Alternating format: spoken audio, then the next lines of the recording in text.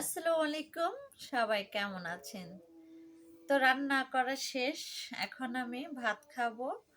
তো আমি কি দিয়ে ভাত খাচ্ছি সেটা আমি আপনাদের সাথে একটু শেয়ার করি।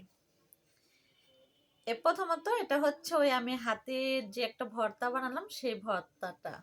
আর এটা হচ্ছে পালং শাক। এটাও রান্না করতে দেখছেন, ভর্তাও বানাতে দেখছেন।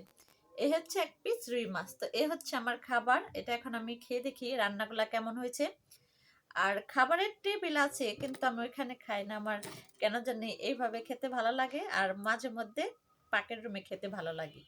তো এই যাই হোক, খাবার যেখানে বসেই খাই, খাবার পেটে গেলেই হবে, আর কিচ্ছু না। আর ক্যামেরায় কিন্তু দেখা যাবে আমি বাও হাত দিয়ে খাচ্ছি, কিন্তু আসলে কিন্তু সেটা না, আমি ডান হাত দিয়ে খাচ্ছি। তো আমি ভর্তাটা একটু টেস্ট করে দেখি কেমন হলো ভর্তাটা।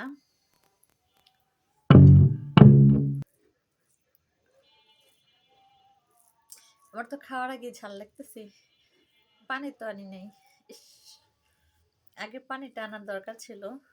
যাই হোক, এখন আর উঠবো না, যেহেতু ভিডিও স্টার্ট করে দিছি। পানি পিপাসা লাগলে বোঝা যাবে। তো আমি একটু খাবারটা একটু খেয়ে দেখি কেমন হয়েছে। বিসমিল্লাহ।